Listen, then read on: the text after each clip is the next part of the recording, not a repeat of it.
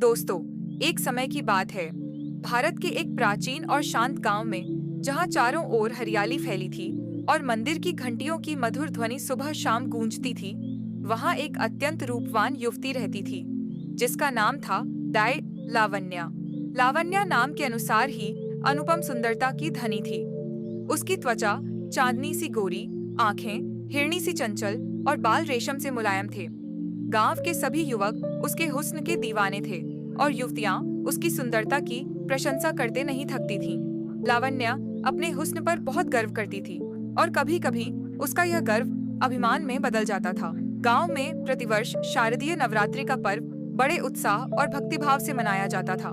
9 दिनों तक देवी दुर्गा के 9 रूपों की पूजा अर्चना होती थी। गांव के लोग, चाहे धनी हो या निर्धन, देवी माँ के प्रति गहरी श्रद्धा रखते थे। वे उपवास करते, भजन गाते और पूरी निष्ठा से पूजा पाठ में लीन रहते। माना जाता था कि नवरात्रि में जो कोई सच्चे मन से देवी की आराधना करता है, उसकी सभी मनोकामनाएं पूरी होती हैं। लेकिन लावण्या का मन इस भक्ति और श्रद्धा से कोसों दूर था। उसे लगता था कि ये सारे रीति रिवाज, पूजा पाठ और उपवास केवल समय की बर्बादी है। वह अपनी सुंदरता को ही अपनी सबसे बड़ी शक्ति मानती थी और उसे लगता था कि उसे किसी देवी देवता की कृपा की आवश्यकता नहीं है। गांव की अन्य युवतियां जब सुबह सुबह मंदिर जाती तो लावण्या उनका उपहास करती। जब गांव की महिलाएं दिन भर उपवास रखती और शाम को भजन कीर्तन में शामिल होती तो लावण्या अपने घर में बैठकर श्रृंगार करती और आईने में अपनी सुंदरता निहारती रहती। उस साल की नवरात्रि आई और हमेशा की तरह गांव में भक्ति का माहौल छा गया। मंदिर में सुबह से रात तक भक्तों की भीड़ लगी रहती। गांव की सबसे वृद्ध और पूजनीय महिला दादी माँ ने लावण्या को कई बार समझाने की कोशिश की। बेटी, सुंदरता तो क्षणभंगुर है, असली सौंदर्य तो मन और आत्मा में होता है। देवी माँ की भक्ति करो, उनका आशीर्वाद प्राप्त करो, यह तुम्हारा अभिमान तुम्हें ले डूबेगा। लेकिन लावण्या ने दादी माँ की बातों को अनसुना कर दिया। उसने हंसते हुए कहा, दादी माँ, मुझे किसी देवी की क्या आवश्यकता? मेरी सुंदरता ही मेरा सबसे बड़ा वरदान है। यह मुझे सब कुछ दे सकती है जिसकी मैं कल्पना भी नहीं कर सकती। नवरात्रि के पहले दिन जब पूरा गांव घट स्थापना और देवी के प्रथम रूप शैलपुत्री की पूजा में लीन था, लावण्या अपने दोस्तों के साथ गांव के बाहर नदी किनारे घूमने चली गई। वहां उसने जोर जोर से हंसी मजाक किया और देवी देवताओं का उपहास किया। दूसरे दिन जब ब्रह्मचारिणी की पूजा हो रही थी, लावण्या ने गांव के मेले में जाकर दिखावे के लिए खूब खरीदारी की और गरीबों का मजाक उड़ाया। यह क्रम पूरे 9 दिनों तक चलता रहा। हर दिन जब गांव भक्ति में डूबा रहता, लावण्या कोई न कोई ऐसा कार्य करती जिससे देवी माँ और उनके भक्तों का अपमान हो। वह मंदिर के पास से गुजरते हुए भी देवी के जयकारे नहीं लगाती, बल्कि आंखें फेर लेती थी। सबसे बड़ा पाप उसने अष्टमी के दिन किया, जब पूरा गांव कन्या पूजन और देवी महागौरी की आराधना में लीन था। उस दिन लावण्या ने अपनी सहेलियों के साथ एक दावत रखी, जिसमें उसने मांस और मदिरा का सेवन किया, जो देवी पूजा के दिनों में वर्जित माना जाता है। उसने जानबूझकर ऐसा किया ताकि वह गांव वालों को दिखा सके कि उसे इन सब बातों की कोई परवाह नहीं है। उसने अट्टहास करते हुए कहा, देखो, मैं बिना किसी पूजा पाठ के भी कितनी खुश और सुंदर हूँ। ये सब अंधविश्वास है। नवरात्रि के 9वें दिन विजयादशमी से ठीक पहले की रात, जब देवी सिद्धिदात्री की पूजा होती है, लावण्या अपने घर में अकेली बैठी थी। भर के मजाक और उपहास के बाद वह थोड़ी थकी हुई थी। उसने आईने में खुद को देखा और मंद मंद मुस्कुराई। उसे अपनी जीत का एहसास हो रहा था कि उसने गांव के सभी नियमों और मान्यताओं को तोड़ दिया और कोई उसका कुछ नहीं बिगाड़ सका। तभी उसके कमरे में अचानक एक तेज रोशनी चमकी। रोशनी इतनी तीव्र थी कि लावण्या की आंखें चौंधिया गईं। हवा में एक अजीब सी ठंडक फैल गई और मंदिर की घंटियों की आवाज अचानक तेज हो गई, मानो कहीं बहुत दूर से आ रही हो। लावण्या डर गई, लेकिन उसका घमंड अभी भी पूरी तरह से टूटा नहीं था। रोशनी धीरे धीरे एक आकृति में बदलने लगी। वह आकृति एक दिव्य स्त्री की थी, जिसकी आभा सूरज के समान तेजस्वी थी और जिसकी आंखों में असीमित क्रोध और शक्ति भरी थी। लावण्या ने कांपते हुए देखा, यह देवी दुर्गा का विकराल रूप था। देवी ने गर्जना करते हुए कहा, हे अज्ञानी कन्या, मैंने तुम्हें रूप और यौवन का वरदान दिया, लेकिन तुमने उसका दुरुपयोग किया। तुमने अपनी सुंदरता का अभिमान किया और मेरे भक्तों का, मेरे नियमों का उपहास किया। तुमने मेरे पवित्र पर्व में महापाप किए। मेरे अस्तित्व को चुनौती दी। तुमने सोचा कि मैं तुम्हारा कुछ नहीं बिगाड़ सकती। लावण्या भय से कांप उठी, उसका पूरा शरीर पसीने से भीग गया।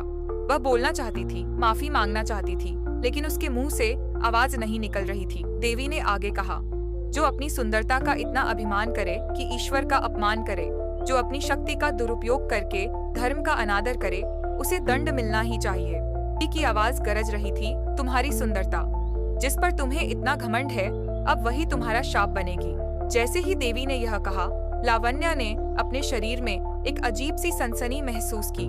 उसके पैरों से होते हुए एक ठंडी पत्थर जैसी कठोरता ऊपर की ओर बढ़ने लगी। वह चीखी, लेकिन उसकी आवाज सिर्फ एक धीमी फुसफुसाहट में बदल गई। उसके पैर, फिर उसके हाथ और फिर उसके शरीर का निचला हिस्सा धीरे धीरे पत्थर में बदलता चला गया।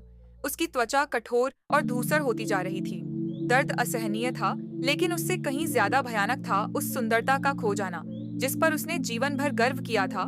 जब उसका आधा शरीर कमर तक पत्थर बन गया तो यह प्रक्रिया रुक गई। लावण्या का ऊपरी शरीर अभी भी जीवित था। उसकी आंखें भय और पछतावे से भरी थीं, लेकिन वह हिल नहीं सकती थी। उसका चेहरा, जो कभी अभिमान से भरा रहता था, अब गहरी पीड़ा और पश्चाताप की अभिव्यक्ति दे रहा था। देवी की आकृति फीकी पड़ने लगी और उनकी आवाज मंद पड़ गई। तुम्हें आधा ही पत्थर किया है ताकि तुम हर दिन अपनी आंखों से इस गांव के लोगों की श्रद्धा देख सको और समझ सको कि सच्ची शक्ति कहाँ है। जब तक तुम अपने पापों का प्रायश्चित नहीं करोगी, तब तक तुम इसी अवस्था में रहोगी। रोशनी गायब हो गई और कमरा फिर से अंधेरे में डूब गया। लावण्या वहीं अपने आधे पत्थर बने शरीर के साथ असहाय बैठी रह गई। अगली सुबह जब गांव वाले देवी मंदिर में पूजा के लिए जा रहे थे, तो उन्होंने लावण्या के घर से आती धीमी सी सिसकियों की आवाज सुनी। जब वे अंदर गए तो उन्होंने लावण्या को देखा। उसका आधा शरीर पत्थर बन चुका था और उसकी आंखें आंसुओं से भरी थीं। गांव में यह खबर आग की तरह फैल गई। किसी को विश्वास नहीं हुआ, लेकिन जब उन्होंने अपनी आंखों से देखा तो वे भयभीत और हैरान रह गए। दादी माँ ने गहरी सांस ली और कहा, देवी माँ ने उसे दंड दिया है ताकि वह अपने पापों का प्रायश्चित कर सके। लावण्या का जीवन अब पूरी तरह बदल चुका था। वह दिन रात अपने पापों पर पछताती। उसकी आंखों में अब घमंड नहीं, बल्कि पश्चाताप और दुख था। गांव वाले उसे देखने आते और वह चुपचाप उनके प्रति सम्मान दिखाती। धीरे धीरे उसने मंदिर में आने वाले भक्तों की सेवा करना शुरू कर दिया। भले ही वह हिल ना पाती हो, वह अपनी आवाज का इस्तेमाल करके भजन गाती और आने वाले भक्तों को देवी की महिमा के बारे में बताती। समय बीतता गया। हर नवरात्रि पर लावण्या और भी अधिक श्रद्धा और लगन से देवी की आराधना करती। उसने अपने अपराधों के लिए देवी से क्षमा मांगी और अपने पश्चाताप को अपनी सेवा में बदल दिया। उसकी सुंदरता भले ही खो चुकी थी, लेकिन उसकी आत्मा अब सच्ची विनम्रता और भक्ति से भरी थी। एक और नवरात्रि आई और इस बार लावण्या ने अपनी पूरी शक्ति से देवी की आराधना की। 9वें दिन जब वह देवी सिद्धिदात्री का ध्यान कर रही थी, उसने अपने शरीर में फिर से एक गर्माहट महसूस की। पत्थर का हिस्सा धीरे धीरे मुलायम होने लगा और उसकी त्वचा में फिर से जीवन लौटने लगा। उसने अपनी आंखों से देखा कि उसका शरीर धीरे धीरे सामान्य हो रहा है। जब वह पूरी तरह से ठीक हो गई तो वह खड़ी हुई। उसकी आंखों में खुशी के आंसू थे। वह दौड़ी और सीधे मंदिर गई, जहां उसने देवी माँ के चरणों में गिरकर उन्हें धन्यवाद दिया। गांव वाले यह देखकर हैरान रह गए।